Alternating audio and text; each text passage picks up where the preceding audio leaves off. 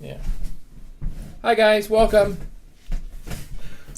Welcome to Tuesday night Bible study. Nat's still setting up a few things for Don't wait for me. the part of the technical thing. Don't wait for me. It is- Yeah, if you ever see me doing this, it's because I'm typing, saying hello to people. Yeah, making notes. All right, let's go ahead and we'll open in a word of prayer and then we'll get right started, okay? Lord Jesus, we thank you so much for this day. Thank you for the Word of God. Pray, Father, that you would help us to teach chapter 14 and really, Father, that the Holy Spirit would be here to guide us and direct us, bring things to memory. And we love you a lot, Lord. In Jesus' name, amen. All right, so we are in chapter 14 of the book of Genesis. You would think that we'd be like chapter 52 by now, but we're not. No, it's good.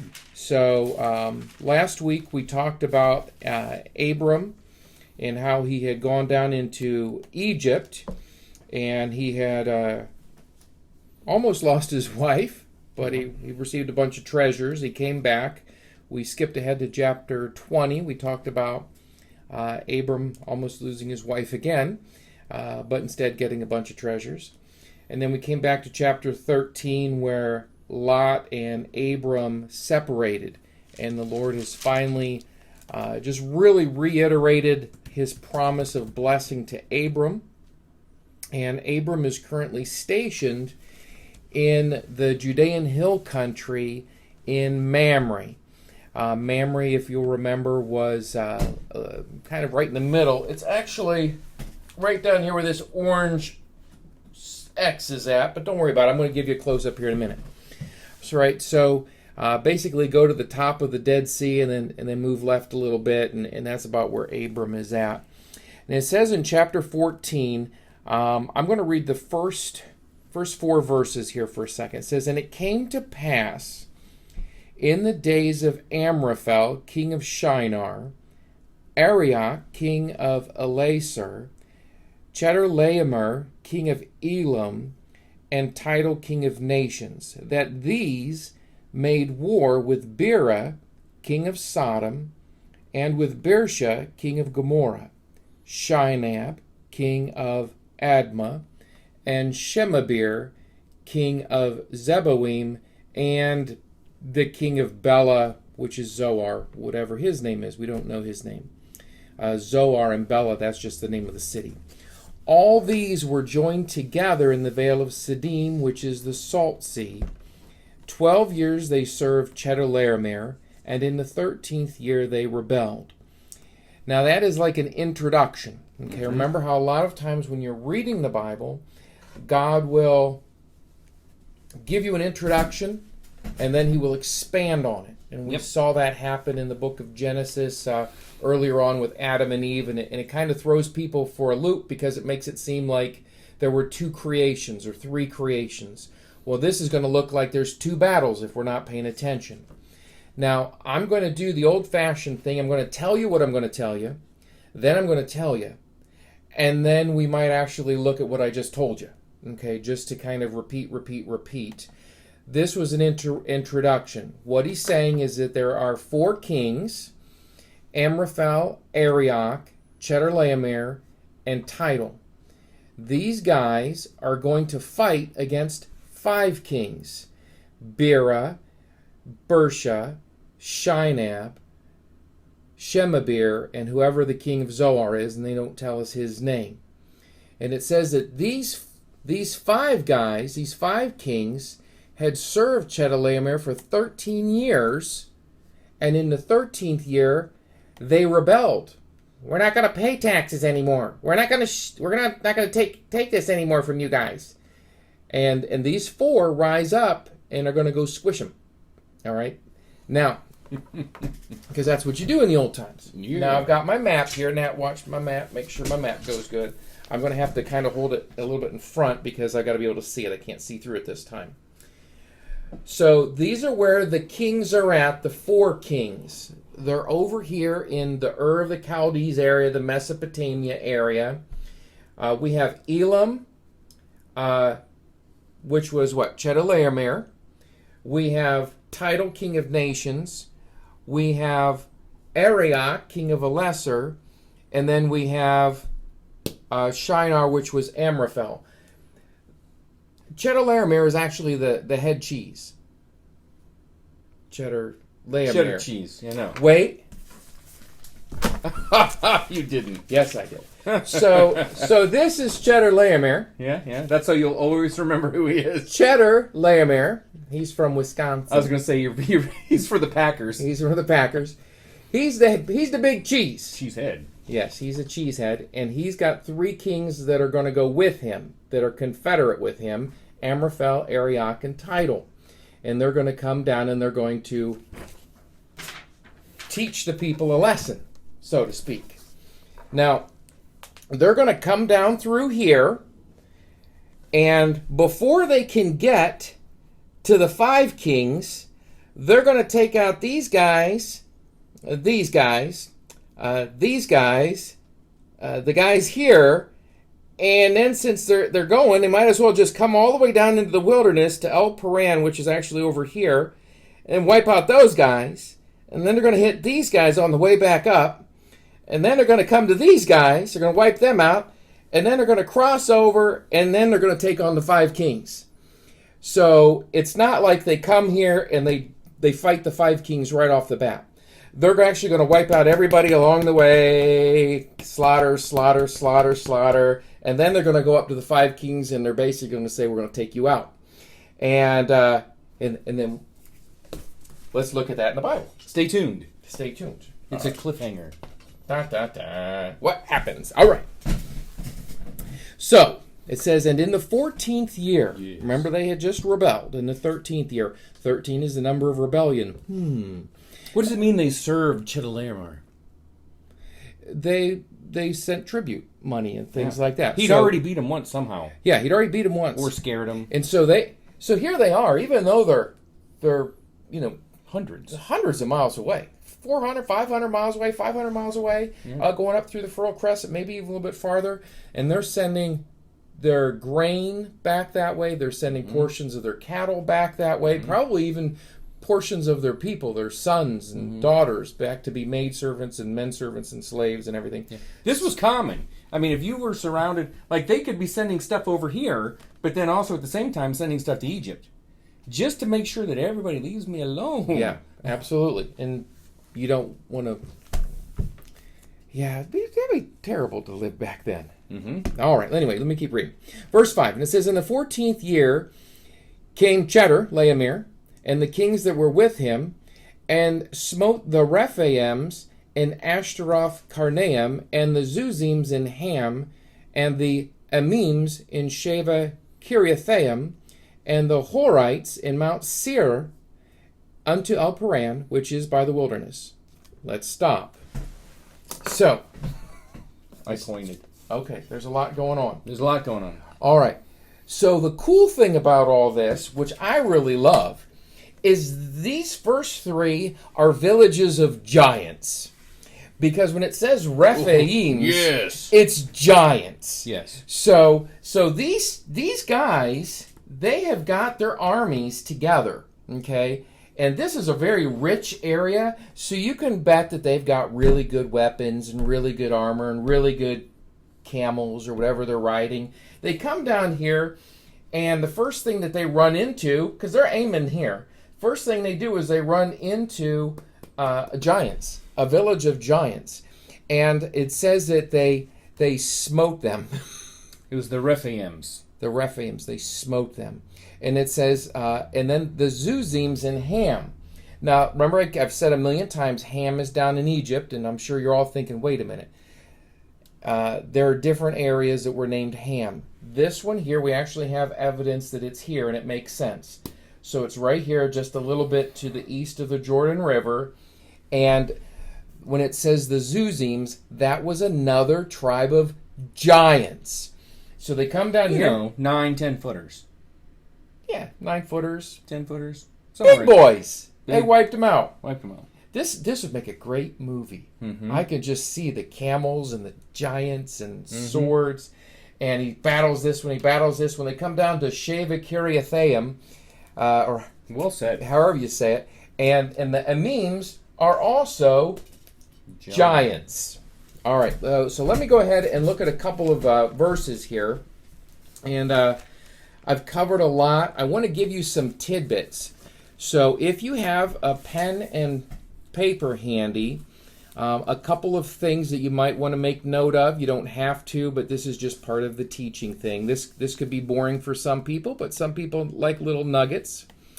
Amraphel. His name means the sayer of darkness. So if you remember over in the book of Proverbs, chapter 1, verse 6, it says that the book of Proverbs was written that we might understand the dark sayings of the wise. So this guy probably was a gentleman who was very wise, because his name was actually a sayer of darkness. That's Amraphel. Amraphel was the king of Shinar. Shinar, of course, we'd already mentioned before. It means the country of the two rivers, and it's equivalent to the word Mesopotamia. This is actually Abram's home country. Abram had just come from Ur down here, and so this is his group of people that are coming over like this. He knows them. He knows what they do and how they are. There's a thought that Amraphel is Hammurabi. Huh. Isn't that a coolest thing? Who's Hammurabi? I'm going to do that. Okay.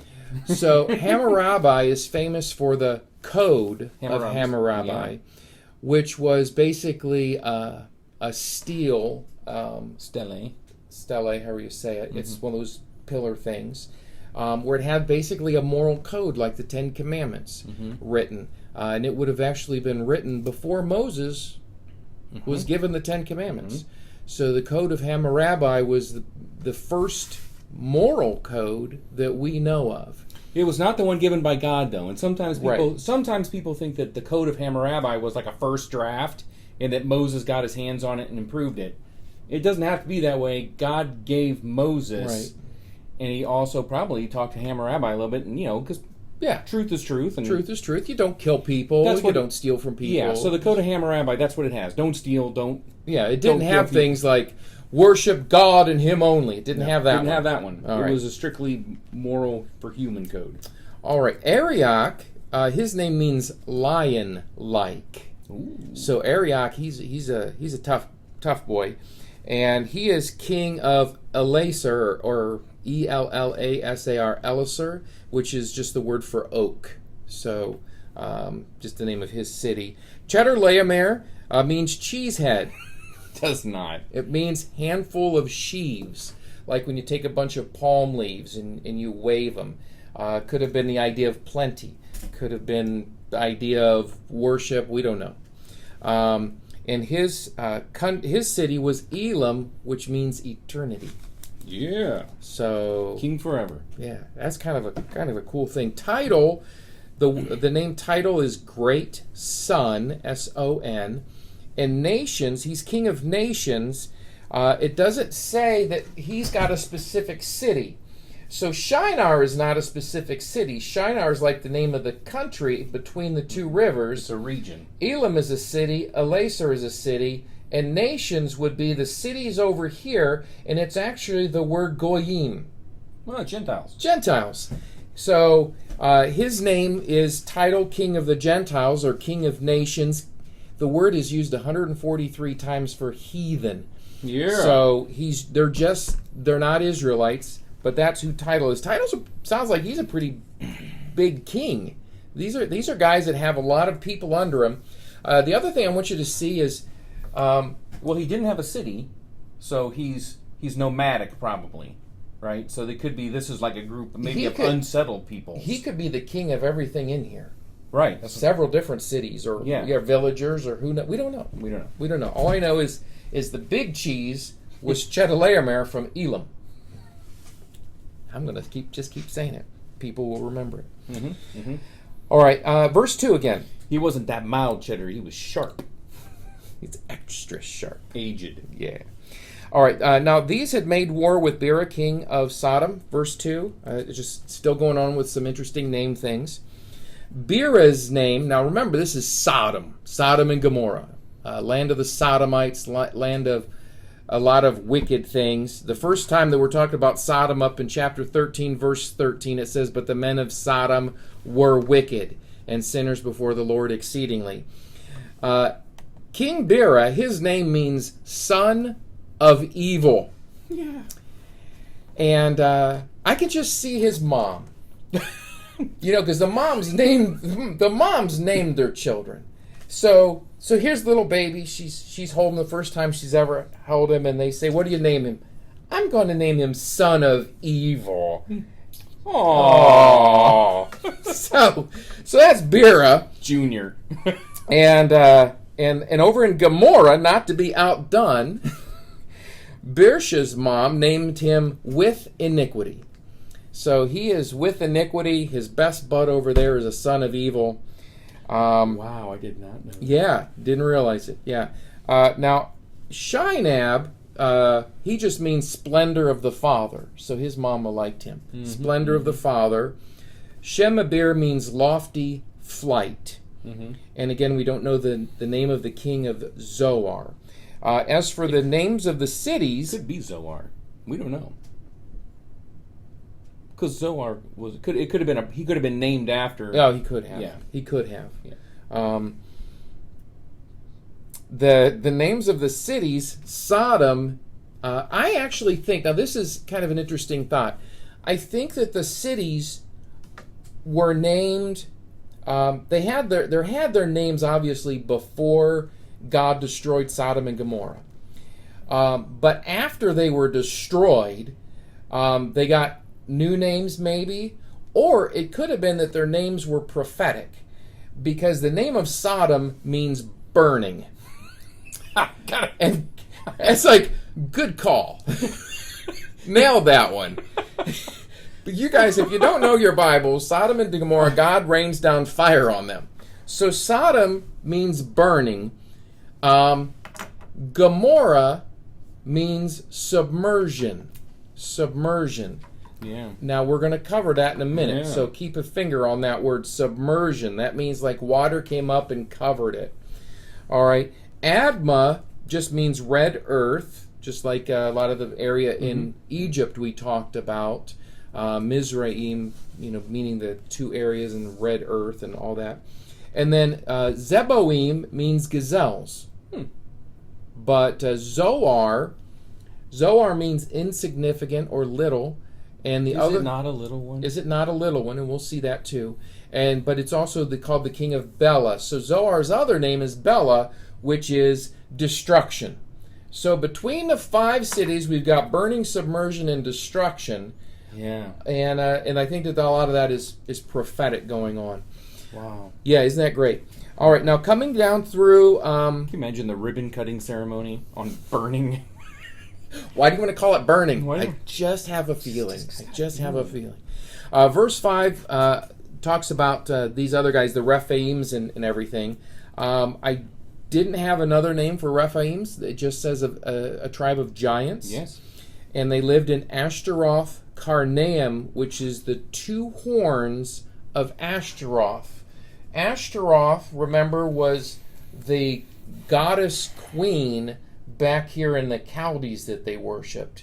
So it's basically it's a false god, and just talking about the horns, they said it could refer to mountain peaks that are there, but again, it's the idea that nastiness, nasty. Mm-hmm. All right, Ham is east of the Jordan. It was settled by the Ammonites. The word Zuzims means roving creatures, so wandering creatures. But they did settle here in this area. On this side, there's a lot of hills, a lot of mountain. It's a high country over here. Turn, if you would, to Deuteronomy. Genesis, Exodus, Leviticus, Numbers, Deuteronomy. If you go to Joshua, you go too far. And I want to look at chapter 2. And in chapter 2, let me just look at verse 10. It says, the Emims dwelt therein in times past, a people great and many, and tall as the Anakims, which also were accounted giants as the Anakims. But the Moabites called them Emims. So that's a verse on the Emims, Deuteronomy 2:20 or 2:10. And if we look over at 2:20, actually let's look up at 18. Thou art to pass over through Ar, the coast of Moab, this day.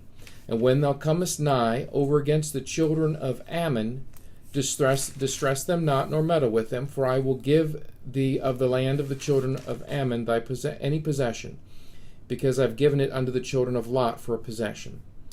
All right, so Lot's actually going to get this area over here. He's living here, down here in Sodom, but he's going to get this area. In verse 20 it says, that also was accounted a land of giants. Giants dwelt therein in old time, and the Ammonites called them the Zamzummims. The Zamzummims that are here are the Zuzims that we just saw in Genesis 14. And it says, a people great and many and tall as the Anakims, but the Lord destroyed them before them, and they succeeded them and dwelt in their stead. So just a couple of verses seeing that those are references to giants, these Rephaim, Zuzims, and Emims. All right, now let's continue down to verse 6. It says, and the Horites in their Mount Seir unto El Paran, which is by the wilderness. So when these kings came down, they wiped out the 3 giants. Then they got to Mount Seir down here. Now Mount Seir is known also as Mount Esau or Mount Edom. Edom is Esau and Esau is Edom. It's the same guy. Yep. And they take over this Mount Seir, and the Horites are in this land, which is by the wilderness. All right, and it says that, and it says they destroyed the Horites in Mount Seir unto El Paran. Now El Paran is a city, is located down here, and so they went and they destroyed Horites, down through the wilderness. This area is the wilderness. When we talk about the children of Israel wandering for 40 years in the wilderness, it's this area here. And so they pursued them unto El Paran all the way through the wilderness over here, and then they came back up. Now a couple of thoughts on this. Actually, let me get to the next one here. And it says, and they returned. So once they got down here, these 4 kings, they returned, and they started coming back up, and they came to En Mishpat, which is Kadesh, which is an area here, and they smote all the country of the Amalekites. The Amalekites had settled in here, and also the Amorites that dwelt in Hazazon Tamar. Hazazon Tamar is up on this side of the Red Sea. Okay, now I'm going to back up. I'm going to do a couple more name things and whatever, just for fun. It's fun. All right. So let me back up here to Horites. Horites means cave dwellers, because they lived in caves. That's clever. So here's a good question for you. What do you call a caveman who wanders around aimlessly? A Neanderthal. But anyway, that's enough of that. So the Horites were cave dwellers because there's a lot of caves down in this area. It's high country, and so there's hills and there's caves. Yeah, if you've ever seen it, it's nothing full but of caves. And that's where no, go ahead. No, go ahead. That's where they found the Dead Sea Scrolls. Mm-hmm. There are people out there right now today that are treasure hunting because they haven't looked in all the caves yet. It's just filled. It used to be also a place where hermits would go when in early Christianity, when people they're going to go be a monk or something. Well, before monks, but they were going to be a hermit. The Essenes. No, even before, I'm talking early Christian. Some guy would just go off on his own to seek the Lord. They would find him down here in these caves. Oh yeah. John the Baptist was a member of the group called the Essenes, and they actually did the whole cave thing too in the wilderness. Yep. All right, so Horites, I was going to tell you this, though. The Armies, their name means terrors. Oh. Because you get an 8 foot, 9 foot tall guy. They're giants. His name is, he's a terrible guy. If you've never seen an 8 or 9 foot person, we have 8 foot ceilings in here.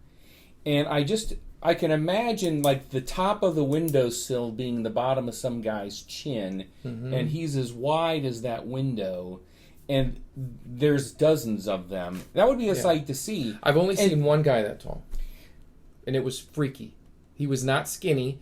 He was 7'8". He came into the store to buy something, and he was going to get financing, so he gave us his driver's license, and he was 7'8", and he was like 350 pounds. Oh. And he was literally a giant. Yeah. He was the coolest thing I've ever seen. Good guy, quiet guy, real gentle. I worked with a guy who's 6'7", and that's pretty tall. And we had a piece of paper that was life size of Shaq. He's like right at 7'1", something like that. 6'8", I know. No, Jordan was 6'8", but that would be short for these guys. Yeah. So when you talk 8 foot. That's a short guy. I mean, Goliath was 9.5 foot, so he would be above our 8 foot ceiling with his chin resting on top. And then Og's bed was over 13 feet. Yeah. So these guys are big.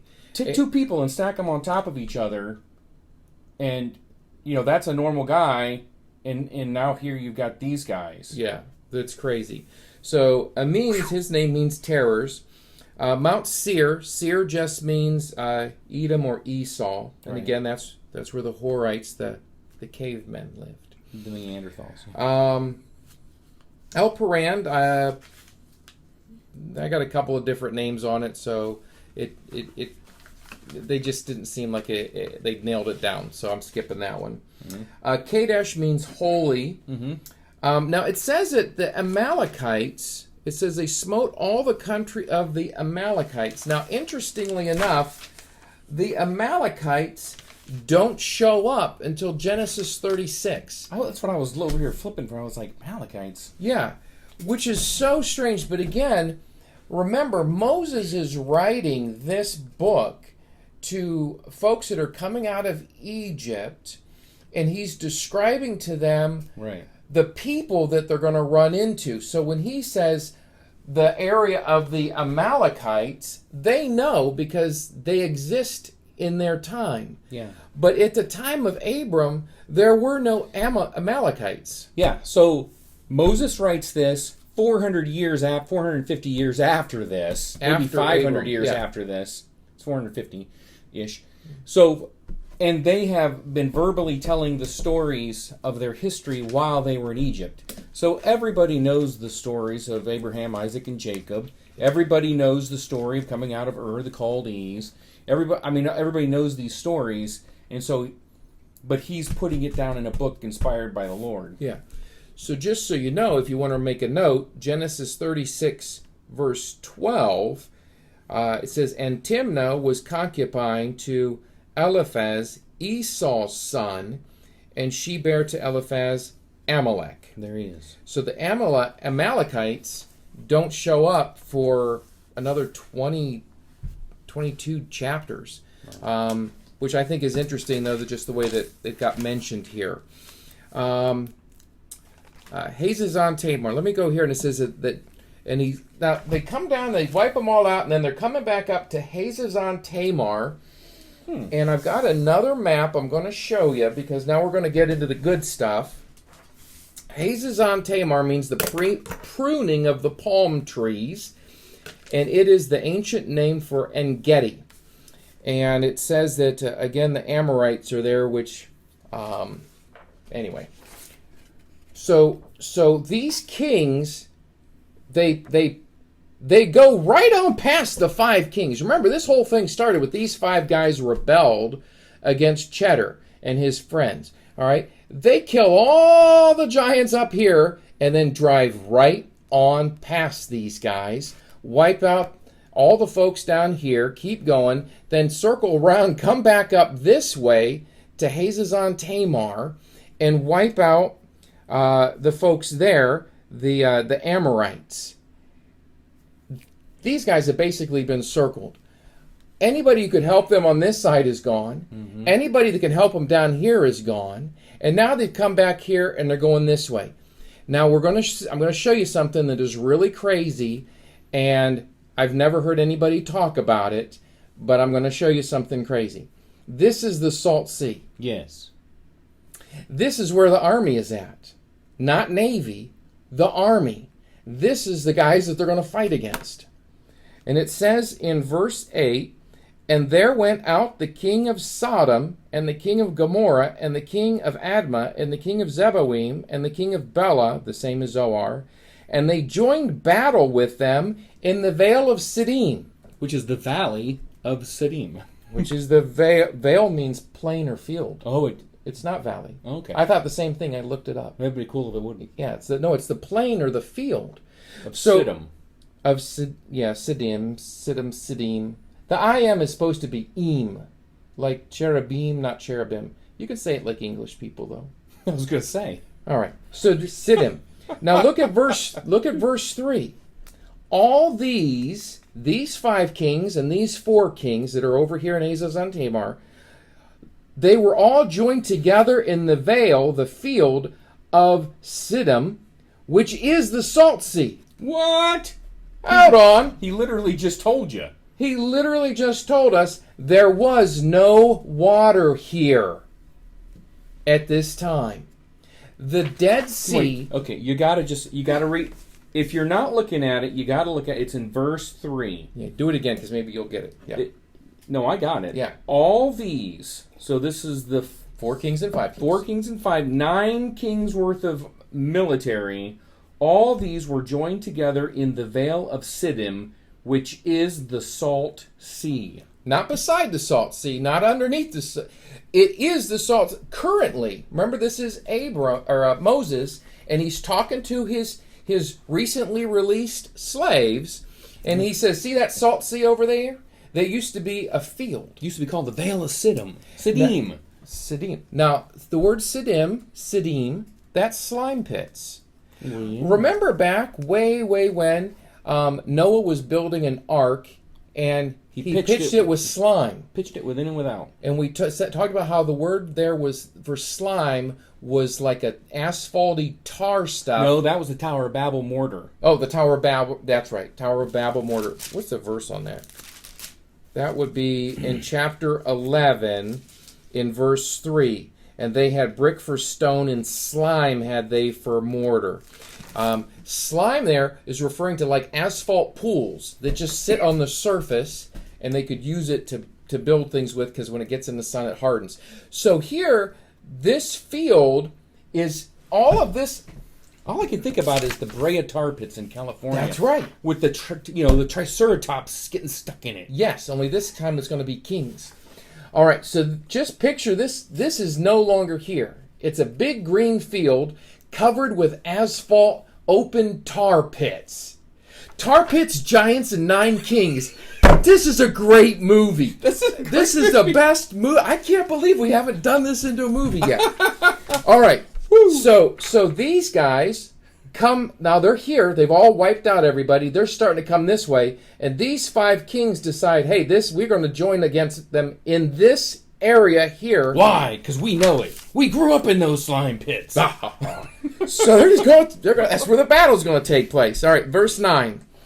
All right. So it says verse 8, it says that the king of Sodom, the king of Gomorrah, the king of Admah, the king of Zeboim, the king of Bela, same as Zoar, they joined battle with them in the vale of Siddim, with Chedorlaomer, king of Elam, with Tidal, king of nations, with Amraphel, king of Shinar, with Arioch, king of Eliezer, 4 kings with 5. The battle of 9 kings. Take that, Tolkien.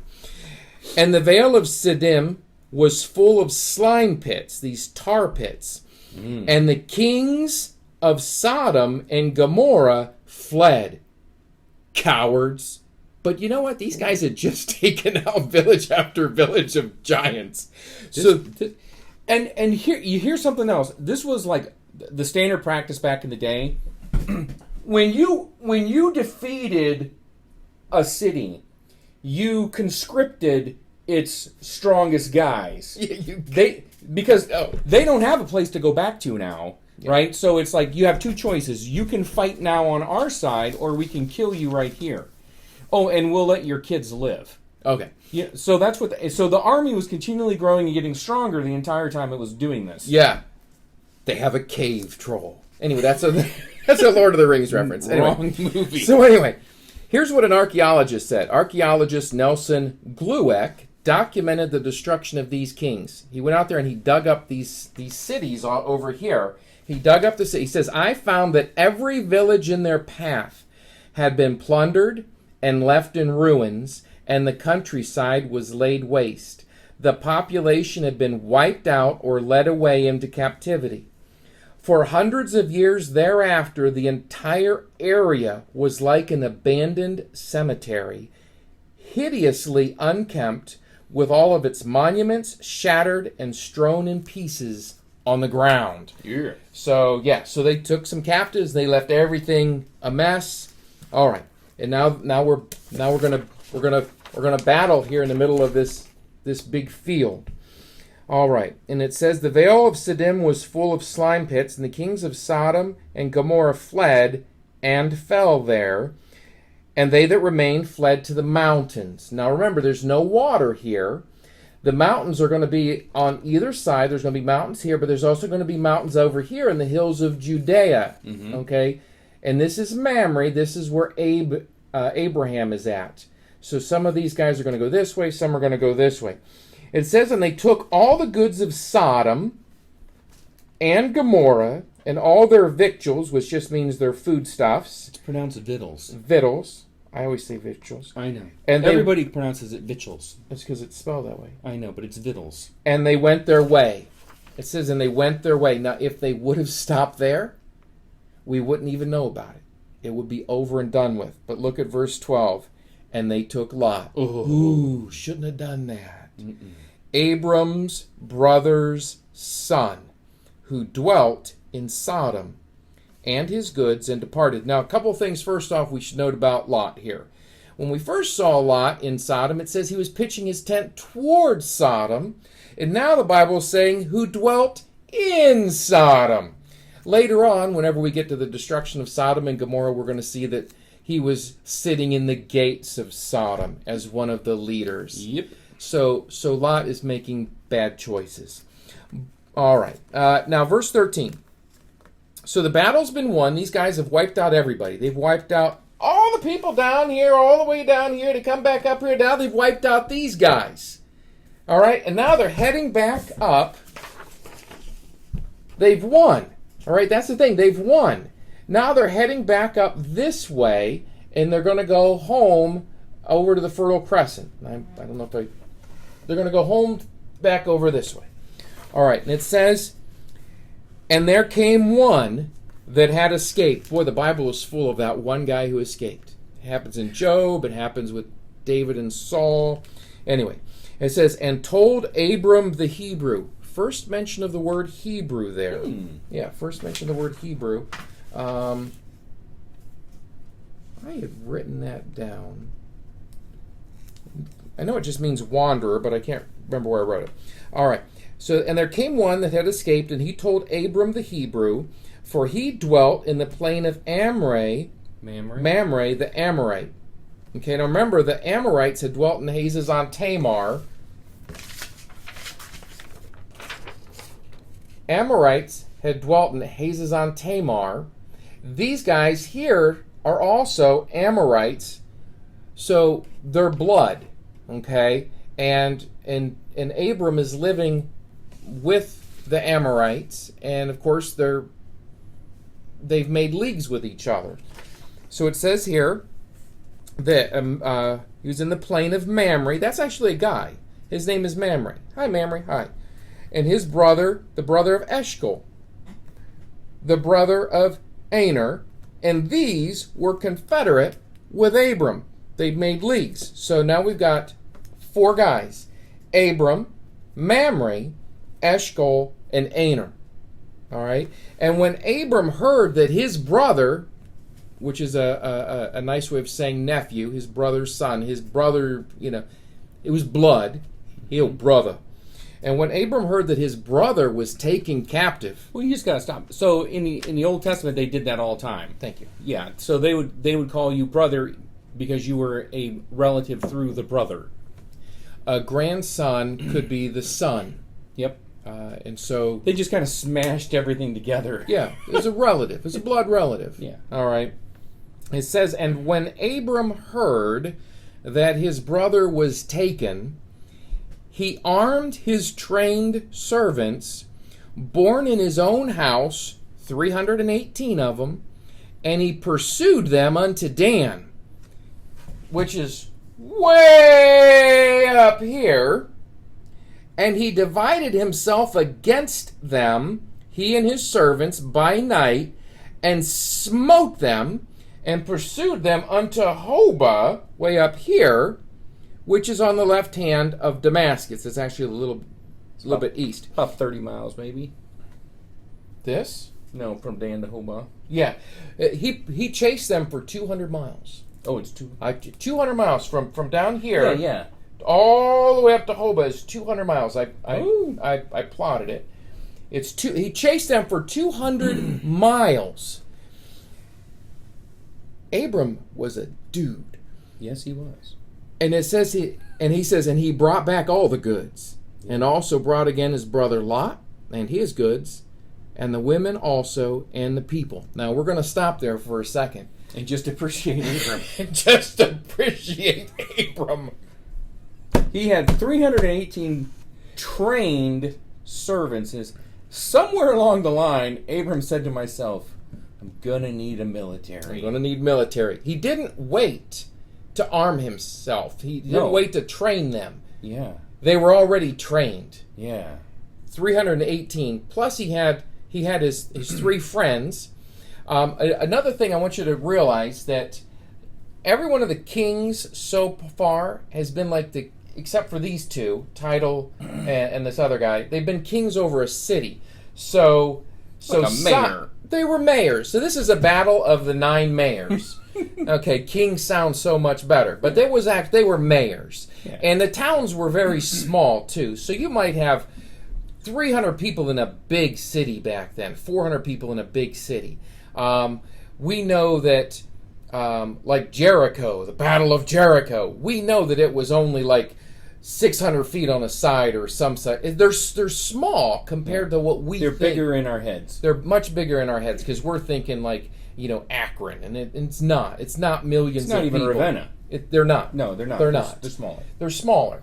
So when we say that he had 318 trained military guys, he was King Abram at this point, and then they brings over these other brothers from Mamre, and Mamre would have been considered a king as well because he's got a city named after him. He's a mayor. So you get the mayors. All right, it's the Battle of the Mayors. Now, but you also got to remember, Abraham has already been kicked out of Egypt and Gerar. No, we haven't got to Gerar yet. That's chapter 20. Oh, but he's been kicked out of Egypt. He's been kicked out of Egypt because he was too big. Yeah.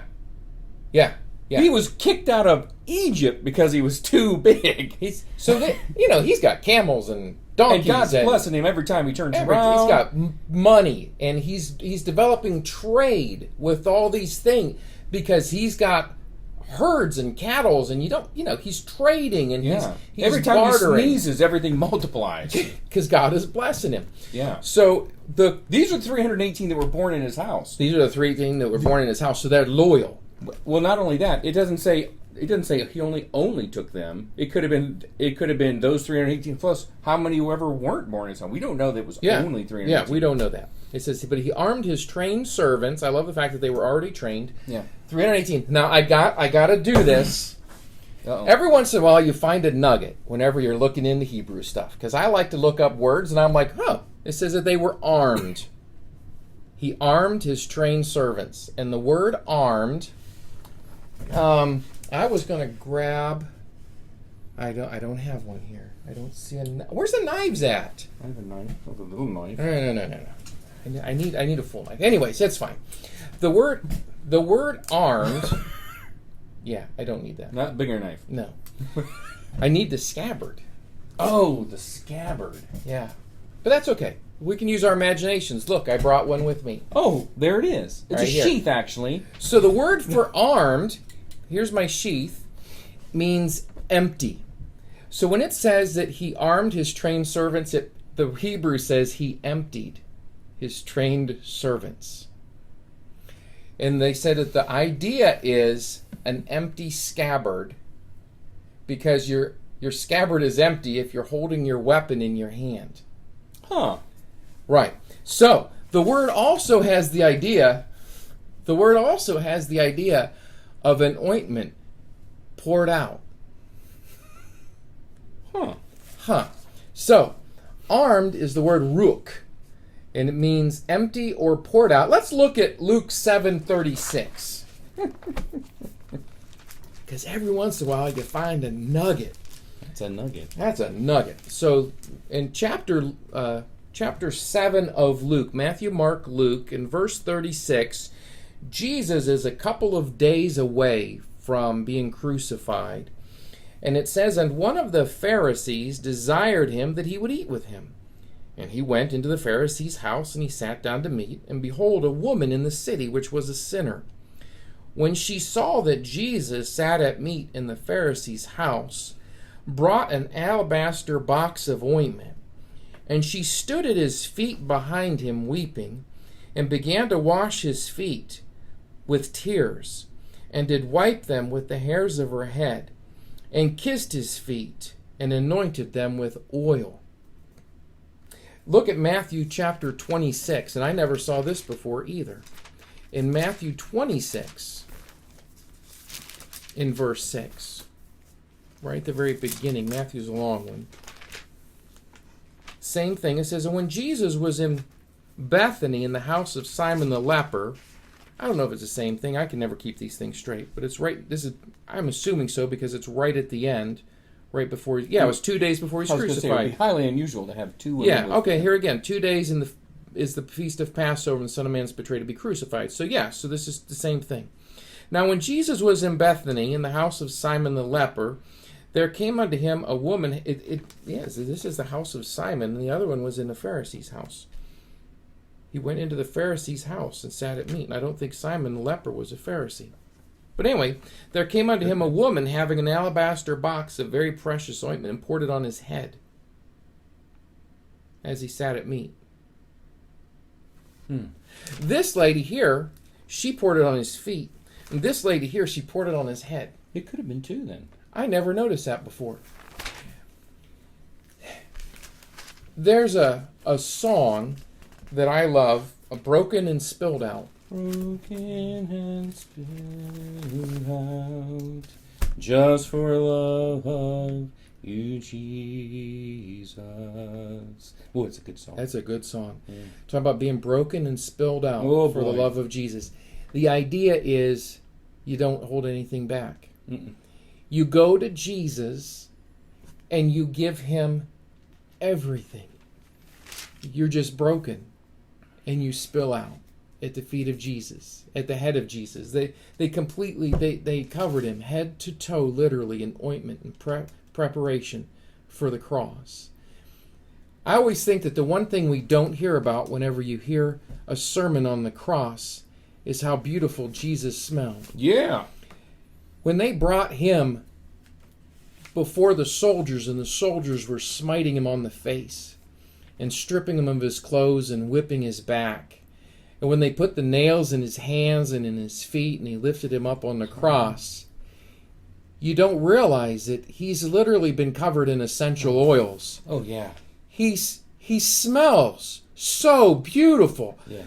All of the hall of Pilate smells beautiful. Yeah. Wherever this guy goes, he's walking down the Via Dolorosa, and more marred than any man, and the perfume of him goes everywhere. Yeah. It would have been like, it's like having a bouquet of flowers on its way to the cross. Yeah, like a lilac It doesn't bush. belong here. It doesn't belong there. And the idea here that we're seeing, and he armed his trained servants, they were emptied. When I read that, I was like, this is how Christians need to arm themselves. We need to be emptied. Like that woman when she emptied her treasures at the feet of Jesus, a year's worth of smelly perfumes at his feet, or a year's worth of smelly perfume at his head. And just because the way we win in a spiritual fight is by emptying ourselves at the feet of Jesus, to just be totally empty before him, because he wins the battle for us. And I just kept thinking that. I'm like, what? I never saw that before. The other thing that's really interesting that you think about, here's Abram, right? It says, and word came when Abram heard. Well, Abram wouldn't have been the only one that heard. The 318 heard. Yes. Everybody heard that this had just happened. Yeah. It's like whenever they went into Jericho and everybody had already heard about the parting of the Red Sea down whenever they left Egypt. They'd already heard about the plagues on Egypt. It mentions that. Mm-hmm. It mentions that. And so here you've got, these people have already heard about the groups of people that killed giants. Yeah. And Abraham's like, put your swords on, people. We're going to battle. Where we going? We're going to go get my brother Lot. Yeah. Yeah, should have never stole Lot. That was a big mistake on their part. Should have never taken Lot. Yeah. Oh, I'm just saying that along with the whole emptying, they were obedient even unto death. Yes. They had no idea they were going to come back alive. Right, because they're fighting the guys who killed the giants. That's what I'm saying. And killed the giants. And killed the giants. Yeah. And wiped out everybody. Yeah. All right, but they did win. They fought all the way up here to Damascus, chasing them for 200 miles. Mm-hmm. He eventually wins. They come back down. And as they're coming back down, we're going to stop. Let me grab my big map here so you guys can see. The Mamre's is actually this little red dot. And I put the orange cross there because that's Jerusalem. That is where we're going to stop at next. And we'll finish. We're going to look at this chapter here. We're going to have to finish it, but I want to read this to you and give you another nugget or so. Verse 17, it says, And the king of Sodom went out to meet him after his return from the slaughter of Chedorlaomer. The king of Sodom, who had been a coward and who had ran away because his God was not big enough. He sees Abram returning. He's like, Hail, brother! Welcome back. And it says, and of the kings that were with him it says they went out to... Coward? He was a coward. Such a coward. Well, he comes back, and it says he went out to meet Abram. He went out to meet him after his return from the slaughter of Chedorlaomer and of the kings that were with him at the valley of Sheva, which this is where they're meeting. They're meeting at the valley of Sheva, which is the king's dale. And Melchizedek, king of Salem, brought forth bread and wine. And he was the priest of the Most High God. So here's another king. This king is king of Salem, which is the old word for Jerusalem. And he comes out and he brings forth bread and wine. It's like a prefigure of the communion. And he was the priest of the Most High God. And he Melchizedek blessed Abram, and he said, Blessed be Abram of the Most High God, possessor of heaven and earth. I'm going to read that again. Blessed be Abram of the Most High God, possessor of heaven and earth. And blessed be the Most High God, which hath delivered thine enemies into thy hand. And he, Abram, gave him, Melchizedek, tithes of all. He gave him 10%. And the king, which if you think only worldly, here's what I'm doing, right? Because he's a king of another city who stayed behind and didn't join the battle. That's right, he didn't. And he goes out and beats him, then comes back and gives the guy 10%. So why is Abram doing that? Because this guy was priest of the Most High God. Yeah. And the king of Sodom said unto Abram, so now you've got to picture this. Here's Abram, and he's standing in the middle of Jerusalem. I got to back up. I got to give you a nugget here. I went ahead, I typed into my little computer, and I typed in the Valley of Sheva, which is the Kingsdale. Yeah. I've got a website that I go to, and it has a little red marker, and I'm looking at about like this, and it has the red marker, and the red marker is pointing like this. And so I zoomed in, and then I zoomed in, and I zoomed in, and I can see there's the city of Jerusalem, there's the city of David, and I zoomed in. And I zoomed in, and you're never going to guess where that little red marker was sitting right at. The Temple Mount. Mm-hmm. The Plain of Kings. It says they met in the Valley of Sheva. Sheva, it just means plain. It's the Valley of the Plain, and it's called the Kingsdale, which is the King's. It's the Temple Mount. So there they are, standing on the Temple Mount, where in the future they're going to build the temple. Abraham is standing there. He's got two kings standing in front of him. One is Melchizedek, whose name means the King of Righteousness, and one is Bera, King of Sodom, whose name means Son of Evil. Son of Evil. If I keep these right. That's right. So he's got the Son of Evil here, and he's got the King of Righteousness here, and he's standing on the Temple Mount. Between the two, Abraham's always between righteousness and evil. But this time, Sodom comes up, and the king of Sodom says, give me the persons, but take the goods to thyself. And Abram says to the king of Sodom, I have lifted up my hand unto the Lord, the Most High God, the possessor of heaven and earth. He quotes Melchizedek at this king of Sodom. He quotes him.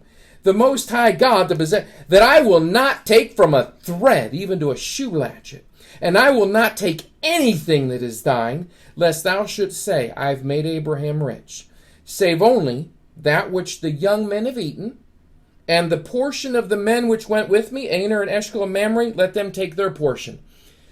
But I'm not taking any of it.